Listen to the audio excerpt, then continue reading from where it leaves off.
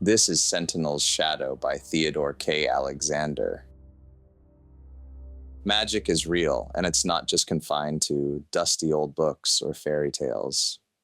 It weaves through the world around us, often unnoticed by those who aren't trained to see it. For every wonder magic brings, there are also dangers. That's where we come in. The Sentinels.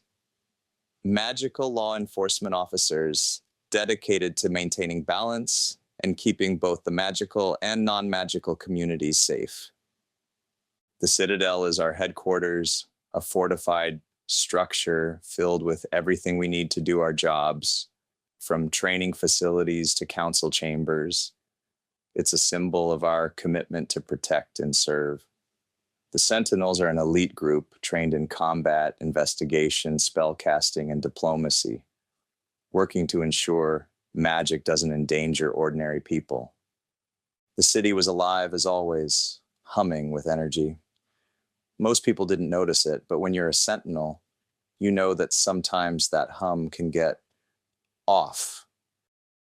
My name is Ethan Cooper, and apparently I'm now a Sentinel second class. Not that everyone thinks I deserve it. Thanks, Dad, for being a legend. Not like the name didn't come with any extra pressure, right? The training room smelled distinctly of burnt lavender and regret, mostly lavender, thankfully. Ashley stood wide-eyed and sheepish beside me, the remains of what was once my favorite leather jacket smoldering gently on the floor.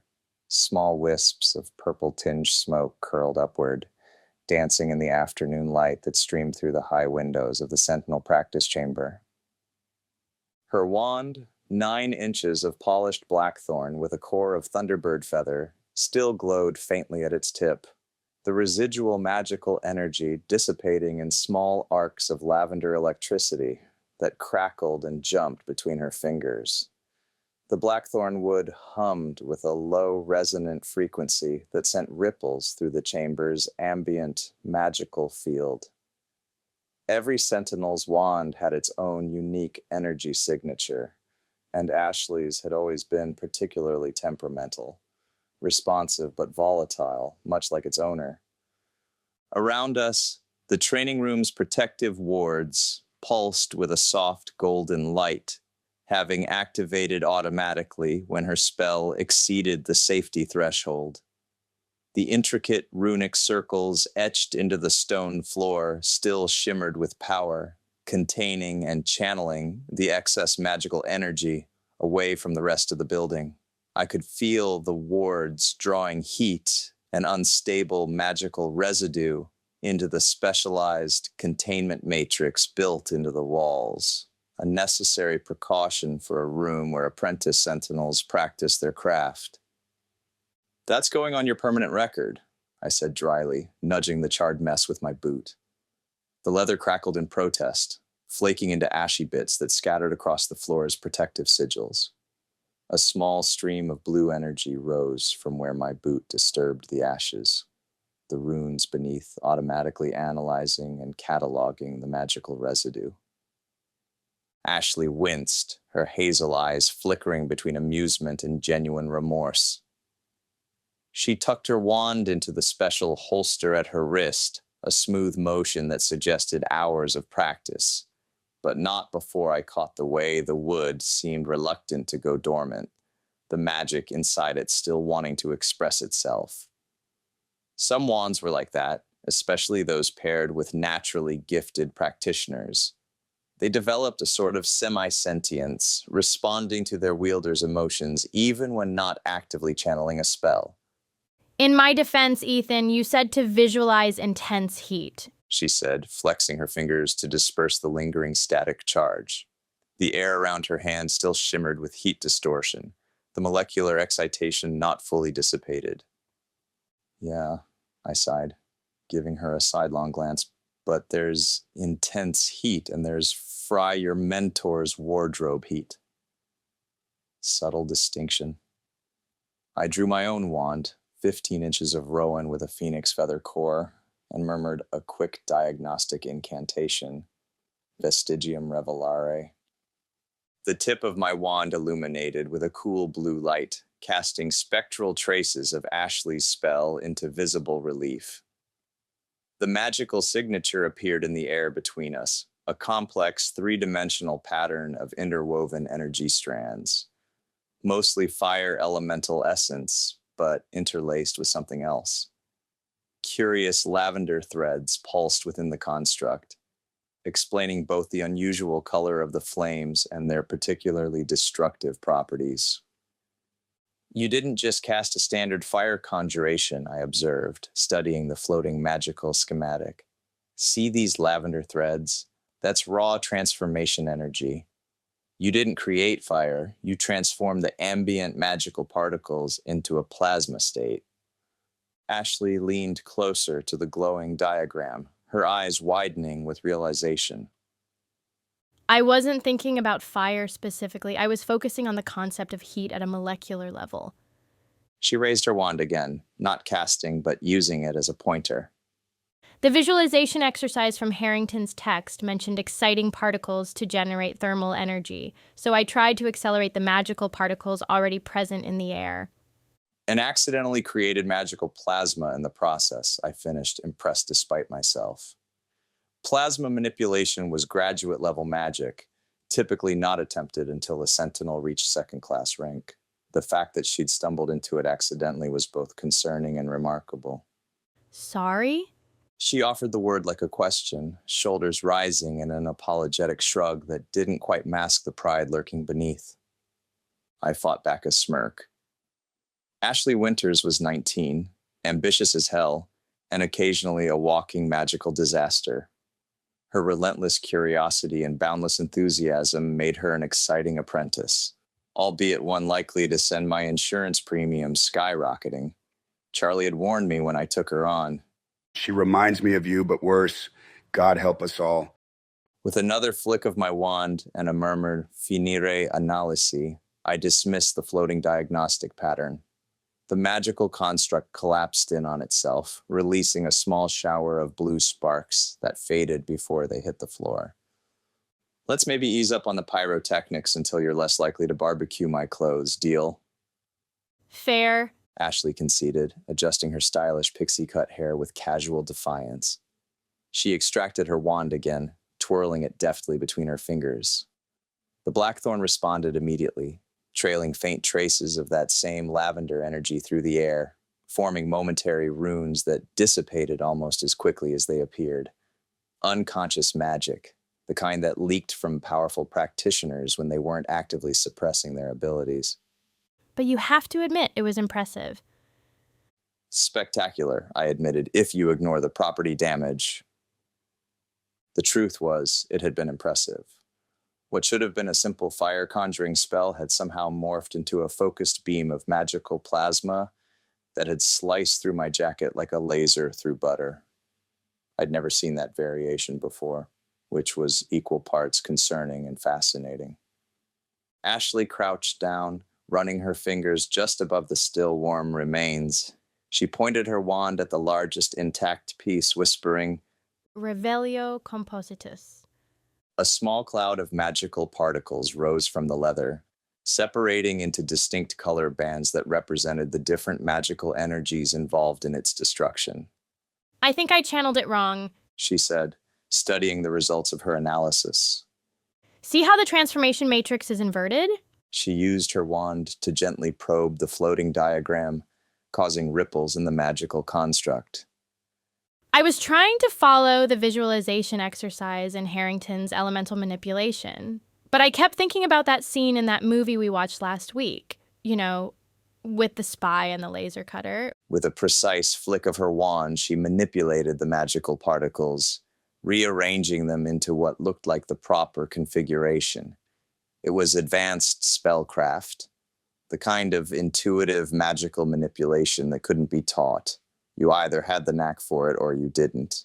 Ashley definitely had it. I groaned. This is why I tell you to clear your mind before casting. Pop culture and elemental magic are a dangerous mix.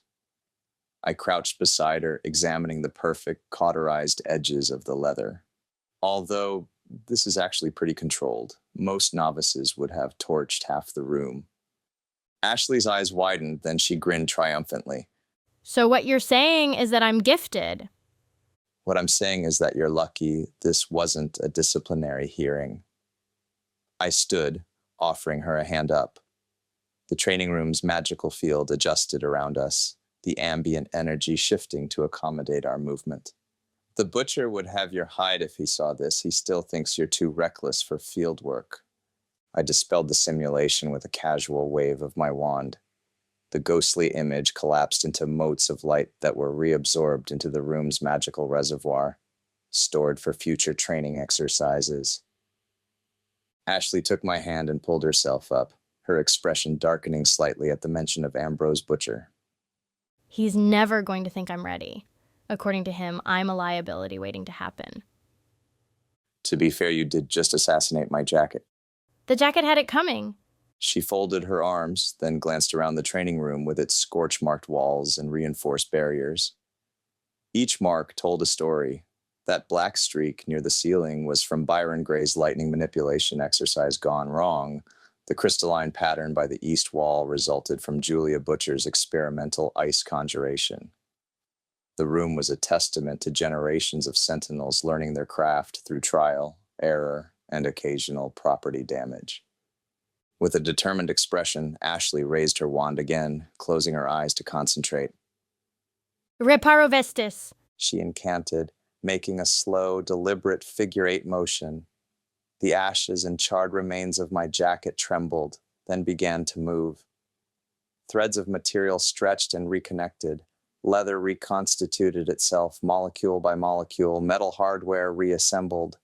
The magic flowing from her wand wasn't the same volatile energy as before. This was controlled, precise, and remarkably complex for an apprentice. The jacket didn't fully reform. Restoration magic had its limits, but it came together enough to be recognizable, if somewhat patchwork in appearance. There. She said, lowering her wand. Beads of sweat had formed on her brow from the effort. Restoration magic was energy intensive, requiring the caster to essentially reverse entropy at a magical level. It's not perfect, but it's better than ashes. I picked up the partially restored jacket, impressed by how much detail she'd managed to recover. The left sleeve was still mostly missing, and the back looked like it had been attacked by a particularly aggressive moth, but it was a remarkable feat for someone at her level of training. Not bad, Ash, I acknowledged. Advanced restoration magic wasn't on the curriculum for another 2 months. She gave a casual shrug that didn't quite hide her satisfaction. I might have been studying ahead. I've been cooped up here for weeks, Ethan. She continued, gesturing with her wand for emphasis. Small sparks jumped from its tip with each motion, betraying her emotional state. When are you taking me on a real mission? Something beyond observing or fetching coffee. The determination in her eyes was so familiar it was almost painful. I'd had that same look when Charlie was training me, that desperate hunger to prove yourself, to show that you were more than just potential. Look, your control is improving, but... But what? She stepped closer, challenging me. A subtle pressure wave of magic emanated from her, unconsciously pushing against my own magical aura, a phenomenon that occurred when two practitioners with strong affinities were in confrontation. Byron Gray takes his apprentices into the field within their first month. I've been with you for almost a year. Byron Gray also doesn't let his apprentices experiment, I countered. They follow a rule book so strict it might as well be carved in stone. Is that what you want? With a frustrated gesture, Ashley pointed her wand at a training dummy in the corner. Simular opponent, She cast. The dummy animated, glowing with internal magical energy as it assumed a combat stance. Without missing a beat, she spun toward it, incanting, Vergafulgur. A controlled bolt of electricity, not the wild plasma from earlier, but focused electrical energy, shot from her wand and struck the dummy square in the chest. It staggered back, registering the hit with a flare of red light at the impact point. 3 perfect combat spells in a row. She said, not even breathing hard. Watch She continued, rapid fire. Scutum arcanum! A shimmering shield materialized before her. Vincula restrentis. Magical bindings wrapped around the dummy. Repulsa maxima. A controlled blast of force magic sent the now bound dummy sliding across the floor. Each spell was executed with textbook precision, her wand movements economical and effective. The room's magical field rippled and adjusted around her, the ambient energy responding to her commands like an instrument to a skilled musician. Ashley lowered her wand, fixing me with a determined stare. I'm ready, Ethan. I've been ready. I ran a hand through my hair, considering. The kid was ready, probably had been for a while. Her magic was instinctive, creative, and powerful. Yes, she was reckless, but so was I at her age. Hell, so was I last week. The difference was I knew when to rein it in. The practice dummy slowly reset itself, the training room's enchantments returning it to its original state. The magical residue from Ashley's demonstration swirled in the air, already being processed and neutralized by the chamber's containment systems. All right, I said finally. I have a consult with Captain Magnus this afternoon. If something interesting comes up, something suitable, you can tag along. Her face lit up like I'd just handed her the keys to the magical kingdom. Seriously? No observation only? Actual participation? Don't make me regret this before it even happens, I warned, though I couldn't help smiling at her enthusiasm. And we're setting ground rules, clear non-negotiable ones. Absolutely. She nodded vigorously. I'll follow every instruction to the letter. With a flick of her wand, she cast a quick charm that created glowing text in the air. Scout's honor, It read, the letter sparkling with magical energy before dissolving. Sure you will, I muttered, not believing it for a second. I gestured to the partially restored jacket. Clean this up, then work on the defensive shields we practiced yesterday. I want to see them holding against a level 3 attack by the time I get back. Consider it done. She was already gathering the remnants with a levitation charm, her wand conducting the pieces into a neat pile like a miniature orchestra. As I turned to leave, Ashley called after me. Hey, Ethan. Thanks. I won't let you down. I paused at the doorway, looking back at her. For all her chaotic energy and impulsive decisions, there was something about Ashley Winters that reminded me why I'd become a Sentinel in the first place. That belief that magic could and should be more than just rules and regulations. That sometimes the most effective solution wasn't the one written in the arcane code. I know you won't, I said, but if you set anything else on fire today, the deal's off. Her laughter followed me down the corridor, accompanied by the distinctive sound of magic being woven into new forms as she returned to her practice. I'd probably regret this. Charlie certainly thought I would, but then again, the most valuable lessons I'd learned as a Sentinel hadn't come from playing it safe. They'd come from diving headfirst into trouble and figuring out how to swim. And if Ashley was going to learn to swim in the dangerous waters of being a Sentinel, better she do it with someone who'd nearly drowned a few times themselves. Now I just had to hope Captain Magnus had something relatively safe to throw our way. Something routine, something without mind control curses or ancient vampires with vendettas or any of the other catastrophes that seemed to follow me around like a shadow. I snorted to myself. Yeah, right. When had anything in my life ever been that simple? Captain Magnus's office was always a place that screamed authority, with shelves lined by ancient magical tomes and commendations hung meticulously along the walls. I stepped inside, feeling the weight of expectation like a physical presence. The air smelled of old parchment, polished wood, and the particular strain of power that clung to Magnus like an expensive cologne. Magnus stood behind his desk, posture impeccable as always. His salt and pepper hair was trimmed with military precision, and his eyes, Those eyes that had seen more magical catastrophes than most Sentinels would in 3 lifetimes assessed me with their usual calm intensity. Charlie sat across from him, nursing a glass of scotch, a familiar comfort object, knowing him.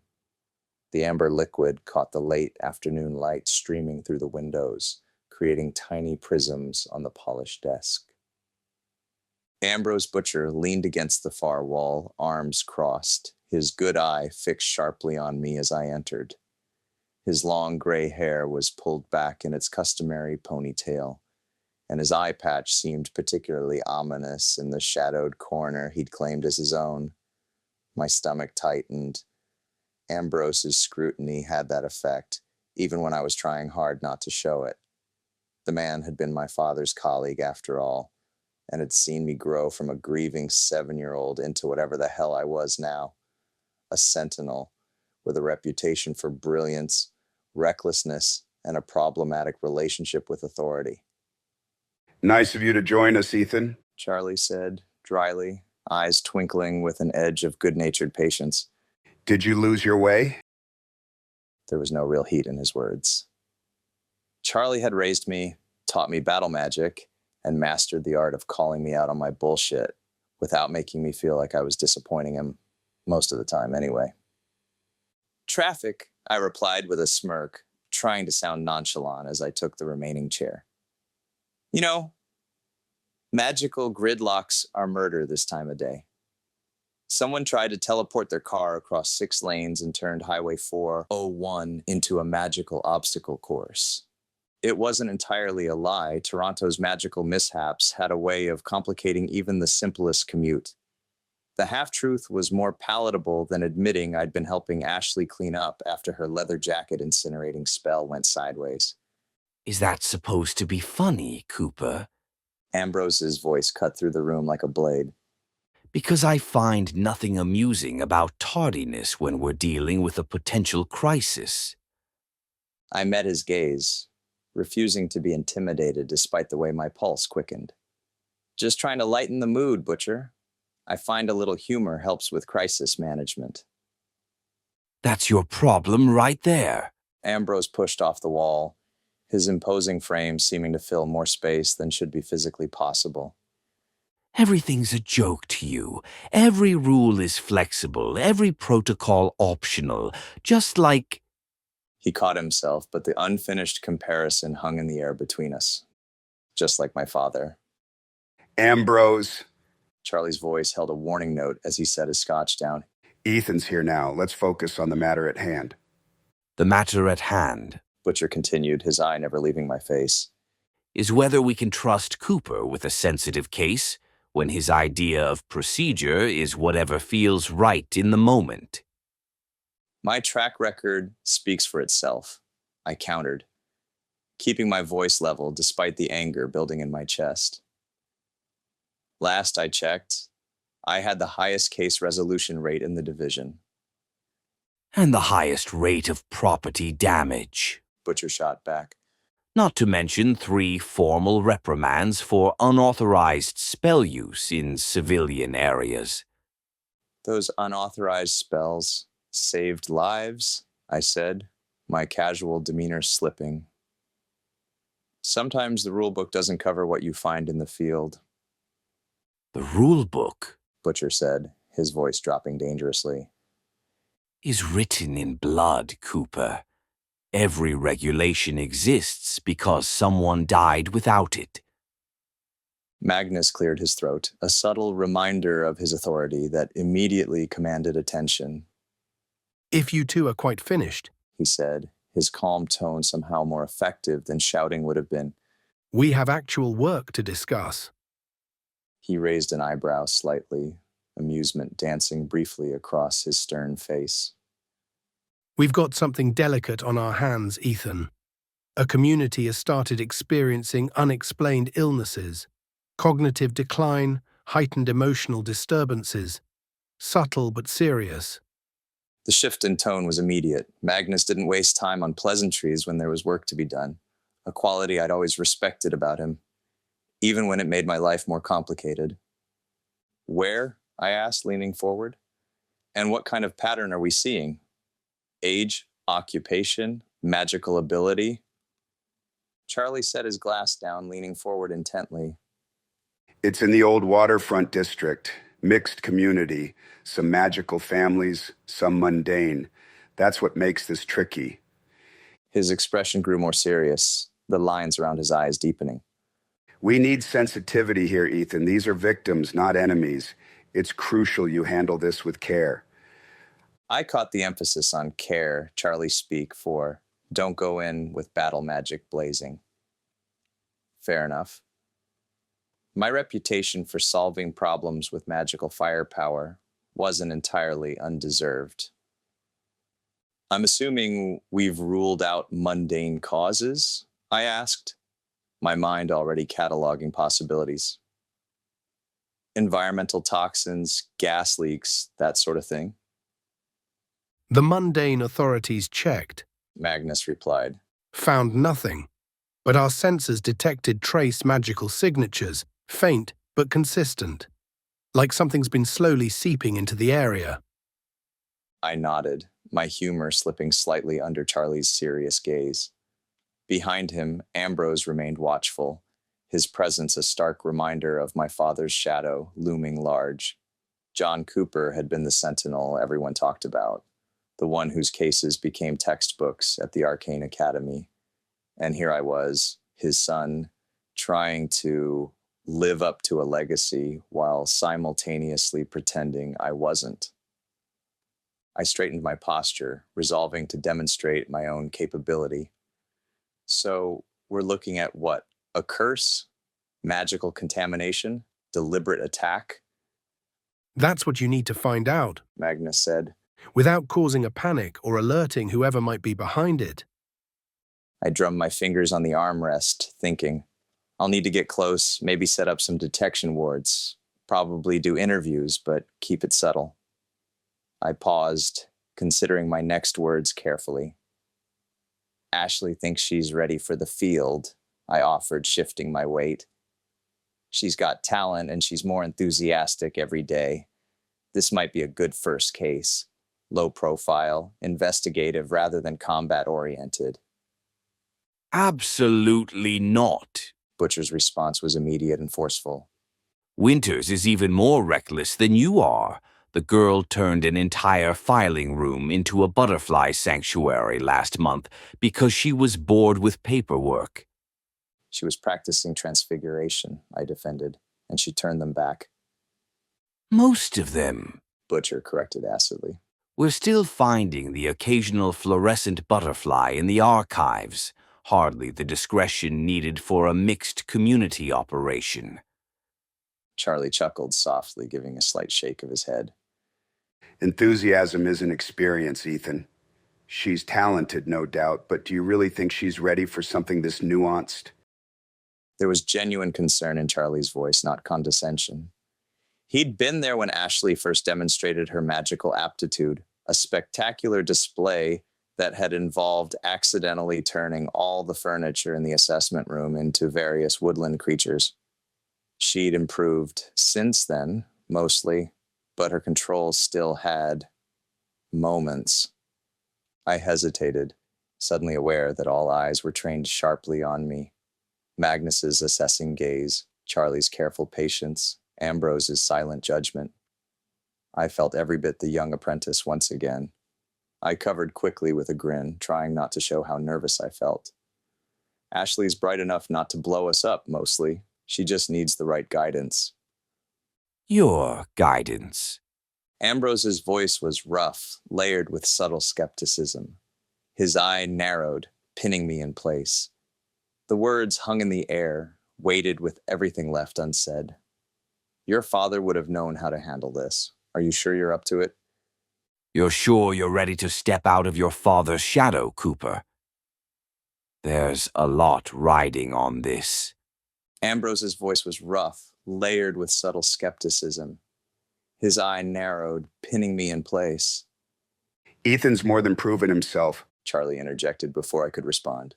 6 years as a sentinel, faster promotion to second class than anyone in his cohort, including your protégés, Ambrose. Results aren't everything. Butcher countered. It's how you get them that matters. Cooper here thinks rules are suggestions, just like his father. The temperature in the room seemed to drop several degrees. John was a good sentinel. Butcher continued, his voice quieter now, but somehow more cutting. One of the best I've ever known, but he improvised too much, trusted his gut over protocol, made connections with people he shouldn't have. He glanced at Charlie, something unspoken passing between them. In our line of work, that kind of recklessness has consequences. My jaw clenched so hard I could hear my teeth grinding. The implication was clear. My father's death wasn't just a tragedy. In Butcher's eyes, it had been avoidable. A result of John Cooper's tendency to operate outside the lines when it suited him. Charlie set his glass down with more force than necessary. That's enough, Ambrose. John did what he thought was right, always. His eyes flicked to me, filled with a protective anger I rarely saw in him. And Ethan has his father's instincts, which have saved lives more than once. And put others at risk. Butcher shot back. Gentlemen, Magnus's calm voice somehow cut through the tension. this is neither the time nor place to revisit old debates. He fixed Butcher with a measured look. Ambrose, your concerns are noted. However, Ethan is the right person for this assignment. His experience with mixed communities and his investigative skills are what we need. I forced myself to meet Ambrose's intimidating stare, the challenge in his voice lighting a spark of defiance in my chest. The comment about my father burned inside me like acid, but I kept my expression controlled. My father was a good man, I said steadily, hearing my voice hold firmer than I dared hope. But I'm not my father, I'm my own man. Magnus leaned forward, his fingers steepled. This case requires particular delicacy, Ethan. The waterfront district has one of the highest concentrations of mixed magical and mundane families in Toronto. One wrong move, and we're looking at exposure, panic, or worse. The implication sank in quickly. Mixed communities were always complicated. Mundane families living beside magical ones, often oblivious to their neighbors' true nature. Some knew, of course. Toronto had more in-the-know mundanes than most cities. But that only made the situation more volatile, not less. The veil protocol is already thin there. Charlie added, swirling his scotch thoughtfully. 2 magical incidents in the past month nearly broke containment. The mundane authorities are starting to ask questions we'd rather not answer. I nodded, understanding the gravity. The veil protocol, the complex network of enchantments, misdirections, and occasionally outright memory modifications that kept the magical world hidden from the mundane one, was the cornerstone of peaceful coexistence. If it faltered, the consequences would be catastrophic. So we're not just investigating an illness, I said slowly. We're also doing containment, keeping any magical cause from becoming public knowledge. Precisely. Magnus confirmed. Your father excelled at navigating these situations. He could work a mixed community without raising a single mundane eyebrow. The unspoken question hung in the air. Could I do the same? Ambrose pushed away from the wall, his boots heavy on the polished floor. The last major breach happened on my watch 15 years ago. Took us 3 weeks and 17 memory specialists to clean up the mess. We can't afford that kind of exposure again, not with the current political climate. I remembered that incident, or rather, its aftermath. I'd been barely 12 watching Charlie work 18-hour shifts to help manage the crisis. The council had nearly disbanded the Sentinels altogether, blaming them for lax enforcement of secrecy protocols. What about the victims? I asked, trying to focus on the immediate problem. How many are we talking about, and what's the magical mundane split? 23 confirmed cases. Magnus replied, sliding a folder across his desk toward me. 14 mundane, 9 magical. That's part of what makes this tricky. Whatever's affecting them doesn't discriminate between those with magical ability and those without. I flipped open the folder, scanning the first page. Age ranges from 12 to 78. No obvious pattern beyond geographical proximity. Symptoms beginning with mild confusion, progressing to emotional volatility, and in the worst cases, advancing to near catatonia. The mundane doctors are calling it an unusual encephalitis cluster, Charlie said. They're looking at environmental factors, waterborne pathogens, all the usual suspects. So far, they've found nothing. And every day they don't find an explanation, they dig deeper. Ambrose added grimly. It's only a matter of time before someone with the right equipment detects magical residue. The stakes were becoming clearer by the second. This wasn't just about helping the victims, though that was priority one in my book. It was about maintaining the fragile peace between worlds, preventing the kind of exposure that led to fear, persecution, and conflict. If we bring Ashley, I said carefully, she'll need to understand the complexity. Her illusion work is excellent, but her discretion. I trailed off, remembering the smoldering remains of my jacket. Can you control her? Ambrose asked bluntly. I bristled at his phrasing. I can guide her. She's not a wild animal, Butcher. She's a talented young mage who needs experience. Experience is exactly what worries me, He countered. The waterfront has 6 primary schools, 2 senior centers, and a hospital within its boundaries. One magical slip in public, one moment of lost control. Won't happen, I said with more confidence than I felt. I'll make sure she understands what's at stake. You can't even control your own impulses, Cooper, Butcher said, his voice like gravel. Your father thought he could handle everything, too. Thought he was untouchable. His eye held mine, and for a brief moment I thought I saw something like regret flicker there. That confidence got him killed. The words hit me like a physical blow. I almost rose from my chair, almost said things I wouldn't be able to take back. Charlie's hand on my arm stopped me, a light touch, but enough to ground me. John Cooper saved more lives than anyone in this room, Charlie said quietly, but with an intensity that filled the space. including yours, Ambrose, twice if memory serves. He looked at Magnus. Ethan has his father's talents, but he's not reckless. He's adaptive. There's a difference.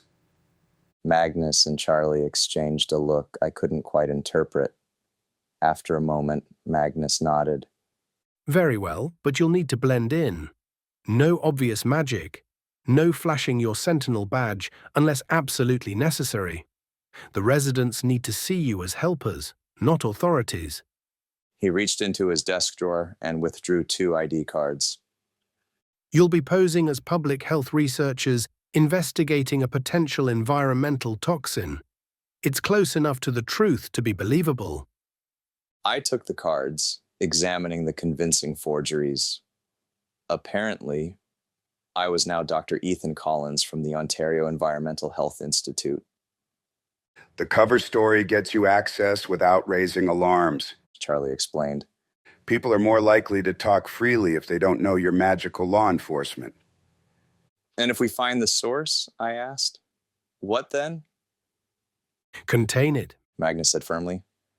Remove it if possible, neutralize it if not. But above all, maintain the veil. If this turns out to be a deliberate attack rather than an accident, capture rather than eliminate, we need to know who and why. I nodded, slipping the IDs into my pocket. This case was layers deep, helping the victims, finding the cause, maintaining secrecy, and possibly tracking down a magical assailant, all while mentoring Ashley through her first field assignment. No pressure. You'll have resources, Charlie added, as if reading my thoughts. I've arranged for a safe house in the area, mundane looking but warded, and you can call for backup if things escalate. You have 3 days for initial assessment. Magnus concluded. After that, if the situation continues to deteriorate, we'll have to consider more direct intervention. I knew what that meant. Memory specialists, reality adjusters, the whole Sentinel containment protocol. Effective but blunt, and often leaving behind more questions than answers for the affected mundanes. I understand, I said, rising from my seat. We'll head out tomorrow morning. Ambrose stepped forward, his imposing frame blocking my path for a moment.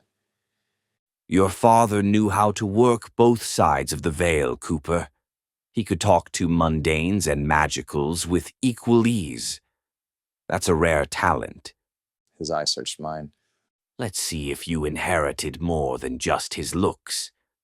With that, he stepped aside, allowing me to pass. It wasn't exactly a vote of confidence, but coming from Ambrose Butcher, it was as close as I was likely to get. As I left the office, shoulders straight and head high, I resolved internally, this wasn't just another assignment. This was my chance to prove myself, not as John Cooper's son, but as Ethan Cooper, Sentinel in his own right. And maybe if I navigated this tightrope successfully, I could show Ashley how to walk it too. The weight of the fake IDs in my pocket felt heavier than they should have. Dr. Ethan Collins, public health researcher. A necessary lie to uncover a dangerous truth. Now, I just had to make Ashley understand the delicate balance we'd be maintaining and hope like hell her enthusiasm didn't burn through more than just my leather jacket. But as I walked away, Butcher's words echoed in my mind. That confidence got him killed. How much of my father's death was I still in the dark about? And how much did Charlie know that he'd never told me? Questions for another time. Right now I had a case to solve and victims to help. And maybe, just maybe, a chance to show Ambrose Butcher that being John Cooper's son didn't mean I was doomed to repeat his mistakes, whatever they might have been. And that wraps up another episode of Sentinel's Shadow by Theodore K. Alexander. If you're enjoying Ethan and Ashley's adventures through Toronto's magical underworld, the next episode drops soon, so make sure you've hit that subscribe button and turned on notifications so you don't miss it. Your likes and comments really help this series reach more urban fantasy fans, so take a second to drop your thoughts below.